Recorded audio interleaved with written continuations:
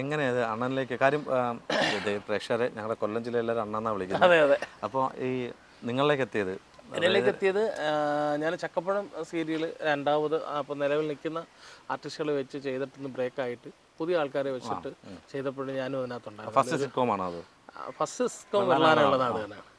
അപ്പം ചക്കപ്പഴത്തിൽ ഒരു 22 എപ്പിസോഡ് ഞാൻ ചെയ്തു. 22 എപ്പിസോഡ് ചെയ്തിട്ട് അടുത്ത ഷെഡ്യൂളിന് വേണ്ടി വെയിറ്റ് ചെയ്യുമ്പോഴാണ് അത് പോസ്റ്റ്പോൺ ചെയ്തു എന്നും പറഞ്ഞിട്ട് ഒരു മെസ്സേജ് അയക്കുന്നു. ആ സമയത്താണ് രാജേഷ് ഭായിയുടെ ഒരു പോസ്റ്റ് കണ്ടിരുന്നത് പോലെ ഫ്ലവേഴ്സിലൊരു പുതിയ പ്രോഗ്രാം തുടക്കുന്നു, അഭിനേതാക്കളെ ആവശ്യമുണ്ടെന്ന് പറഞ്ഞു. ഞാൻ അങ്ങനെ വിളിച്ചു. അവസരം ചോദിക്കുന്നതിന് ഒരു നാണം മാറി ഞാൻ ഇപ്പോഴും ചോദിച്ചുകൊണ്ടിരിക്കുക. അപ്പം ഞാൻ വിളിച്ചപ്പോൾ പറഞ്ഞു ഒന്നും ആയിട്ടില്ല, എൻ്റെ കാര്യങ്ങൾ നടക്കുന്നേ ഉള്ളൂ, പറ്റിയ ക്യാരക്ടറുണ്ട്. കാര്യം സാധാരണക്കാരനായിട്ട് ഒരാളല്ല ഞാൻ. ഈ പൊതുവെ തടി ഉണ്ടായതുകൊണ്ട് ചില സ്റ്റോറിയിലും എന്നെപ്പോലെ ഒരാൾ വേണമെന്നില്ല, എന്നാൽ എന്നെപ്പോലെ ആളെ ഡിമാൻഡ് ചെയ്യുന്ന ചില സ്റ്റോറികൾ വരാറുണ്ട്. അപ്പോൾ അങ്ങനെ ഉണ്ടെങ്കിൽ പറയാമെന്ന് പറഞ്ഞു. സൂസു ടെലികാസ്റ്റിംഗ് തുടങ്ങി ഒരു 5-6 എപ്പിസോഡ് ആയപ്പോഴത്തേന് എന്നെ വിളിച്ചിട്ട് അതിൽ തന്നെ ഒരു പിന്നെ ഞങ്ങൾ ലോക്കൽസാണ്, ലോക്കൽ ഏരിയയിലുള്ള ഒരു മുടിയൻ എന്ന് പറയുന്ന സുരഭിയെ പ്രേമിച്ച് നടക്കുന്ന അയാളുടെ ഒരു ഉപദേഷ്ടാവ് അംബുജൻ എന്ന് പറയുന്നൊരു ക്യാരക്ടർ. അങ്ങനെ അതിൽ ജോയിൻ ചെയ്തു. അങ്ങനെ അതിൽ ജോയിൻ ചെയ്ത് കുറച്ച് ഞങ്ങൾക്ക് ഔട്ട്ഡോർ ലൊക്കേഷനാണ് കൂടുതൽ വരുന്നത്. അപ്പോൾ അതിൽ വെച്ചിട്ടാണ് എൻ്റെ അടുത്ത് പറഞ്ഞത് എന്നതുപോലെ അലിയൻസിൽ ക്ലീറ്റസ് മത്താദിയുടെ അനിയൻ ജെറാൾഡ് എന്ന് പറയുന്നൊരു ക്യാരക്ടറിനെ കുറിച്ച് പറഞ്ഞിട്ടുണ്ട്. അയാളുടെ അനിയൻ റൊണാൾഡ് പറഞ്ഞിട്ടുണ്ട്, ജെറാൾഡ് ഇവിടെ വന്നിട്ടുണ്ട്. അപ്പോൾ അങ്ങനെ ഒരു ക്യാരക്ടർ ഉണ്ട്. നമുക്ക് റൊണാൾഡ് വന്നിട്ടില്ല. അങ്ങനെയാണ് ഞാനിവിടെ വരുന്നത്. ഞാൻ ഉദ്ദേശിച്ച ഒരു 10-15 എപ്പിസോഡ് കാണും, അല്ല ഒരു 10 എപ്പിസോഡ് കാണുന്നുണ്ട്. ഇതിലാണ് ഞാൻ വരുന്നത്. പക്ഷേ ക്യാരക്ടറിന് കളിക്കാനുള്ളൊരു സ്പേസ് അദ്ദേഹം തന്നു, കൂടെ ഉള്ളവർ തന്നു, ഇവരെല്ലാം സപ്പോർട്ട് ചെയ്തു. അങ്ങനെ എഴുതി തന്നുകൊണ്ടിരുന്നു. അപ്പം ഇവരെല്ലാവരും എന്നെ കൂടെ അവരുടെ കുടുംബത്തിലേക്ക് ഉൾപ്പെടുത്തി. അപ്പോൾ ആദ്യമൊക്കെ നല്ല പൊങ്കാലായിരുന്നു കമൻറ്റിൽ, ഇവനെന്തിനും ഇവിടെ നിന്നൊക്കെ വന്നു ചോദിച്ചു. പക്ഷെ പിന്നീട് ആ കമൻറ്റ് ഇട്ടവർ തന്നെ എന്നെ നല്ല രീതിയിൽ സപ്പോർട്ട് ചെയ്തു. അപ്പം എല്ലാവരും ഇപ്പോൾ 1.5 വർഷം. നിങ്ങൾ ഞാൻ എക്സ്പെഷ്യലി ഒരു കാര്യം പറയട്ടെ, നിങ്ങൾ ഇതിനകത്ത് ഇപ്പോൾ ചെയ്യുന്നത് നിങ്ങൾക്കൊരു അതായത് പ്രോംപ്റ്റിംഗ് തരാതെ അല്ലാതെ ചെയ്യുന്നത് എപ്പോഴും നല്ലത്. കാര്യം ഇത് കറക്റ്റായിട്ടാണ് നിങ്ങൾ ചെയ്തു പോകുന്നത്.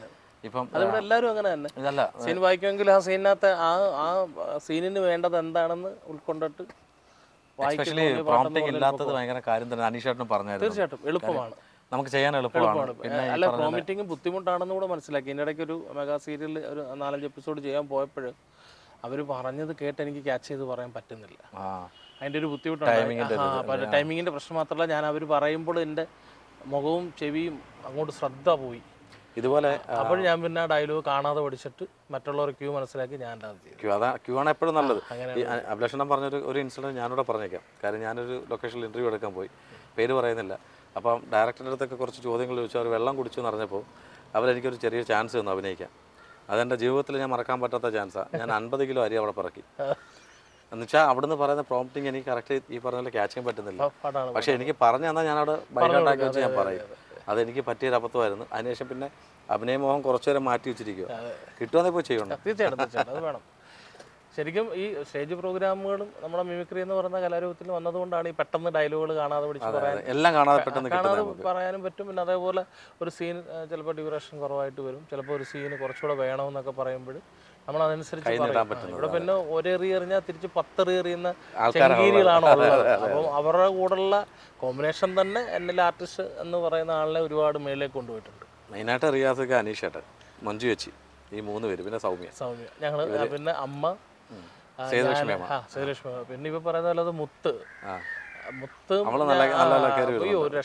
പിന്നെ അതേപോലെ ഇപ്പൊ വന്നിട്ട് തക്കുടു, പിന്നെ നല്ലു സൈ, എല്ലാവരും ഒന്നിനൊന്ന് ഇതിൽ മെച്ചമായിട്ടുള്ള. അപ്പൊ അവരുടെ കൂടെ നല്ല ഷോപ്പിൽ കയറി ഇരുന്നത് കൊണ്ട് ഞാനും വിറ്റ് പോകുന്നു എന്ന് പറയുന്ന പോലെ കച്ചവടം ഇല്ലാത്തടത്ത് നമ്മൾ പോയത് നല്ല ഹോട്ടലിൽ കയറി ഭക്ഷണം കഴിക്കുന്ന നമ്മൾ ഞാനൊരു നല്ല പ്രോഡക്റ്റാണ്, അല്ല ഞാനൊരു പ്രോഡക്റ്റാണ്. ഞാനൊരു കച്ചവടം ഇല്ലാത്തൊരു കടയിൽ കയറി ഇരുന്ന് കഴിഞ്ഞാൽ ആ കടയുടെ കച്ചവടം സ്വാഭാവികമായിട്ടും എന്നെങ്കിലും ബാധിക്കും. ഞാനും മോശമായ ഒരു പ്രോഡക്റ്റായിട്ട് മാറും. അതെ അതെ.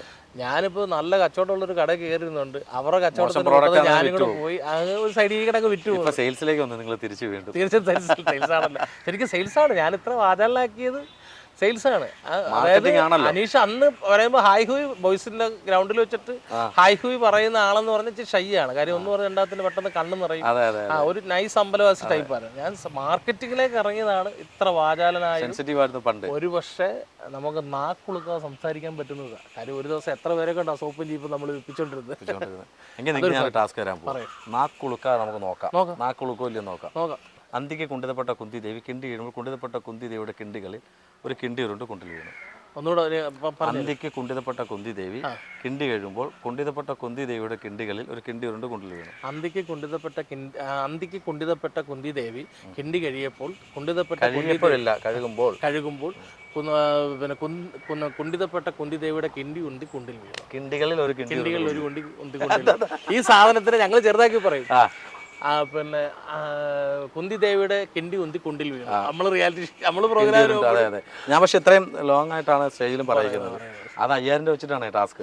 അപ്പൊ 5000 കിട്ടുമല്ലോ. അല്ല അങ്ങനെ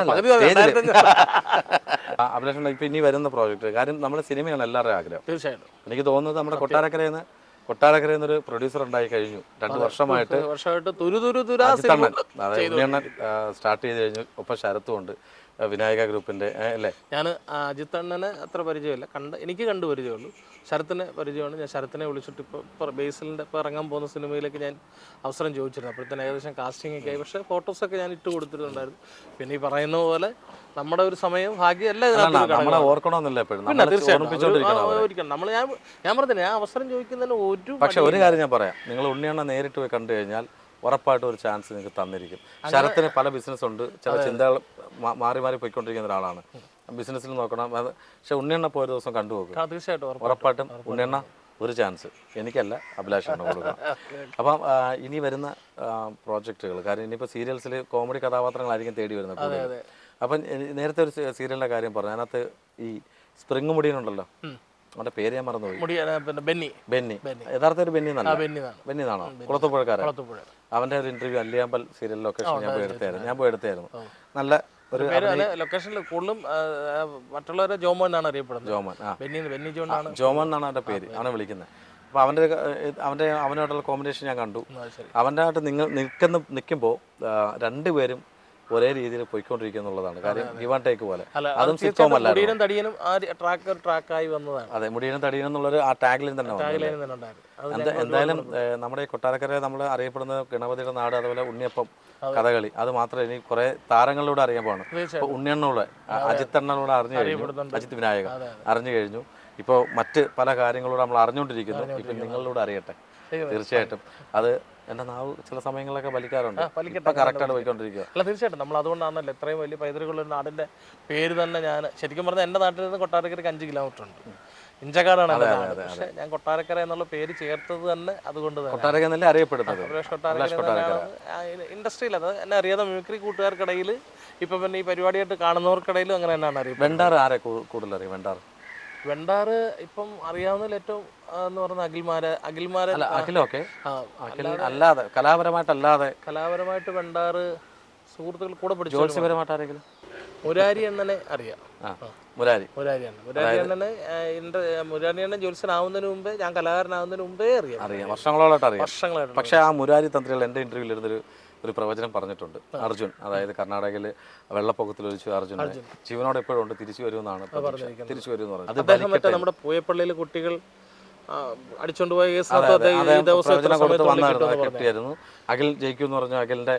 അഖിലിന്റെ സമയം കറക്റ്റ്, അദ്ദേഹം പറഞ്ഞ സമയം കറക്റ്റ്. അഖിൽ ജയിച്ചു. ഈ പയ്യൻ തിരിച്ചു വരുമെന്ന് പറഞ്ഞിട്ടുണ്ട്. അപ്പോൾ തീർച്ചയായിട്ടും നിങ്ങൾക്കും നല്ല ഒരു വർഷങ്ങളാവട്ടെ ഇനി അങ്ങോട്ടുള്ളത്. ദിവസങ്ങളാവട്ടെ, ആഴ്ചകളാവട്ടെ, മിനിറ്റുകളാവട്ടെ, മണിക്കൂറുകളാവട്ടെ, അങ്ങനെ പോയിക്കൊണ്ടിരിക്കട്ടെ.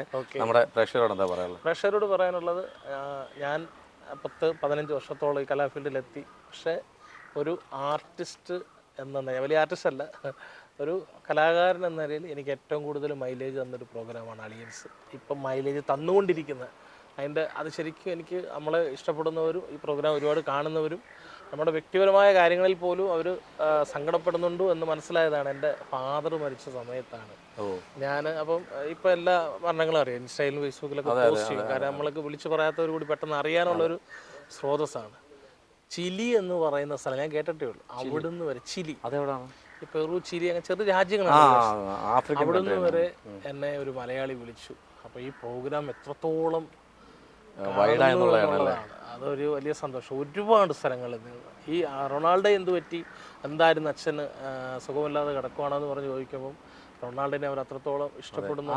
മെൻഷൻ ചെയ്യുന്നത്. തീർച്ചയായിട്ടും പലർക്കും എൻ്റെ പേര് അഭിലാഷ് എന്ന് അറിയത്തില്ല, ചിലവർക്കറിയാം.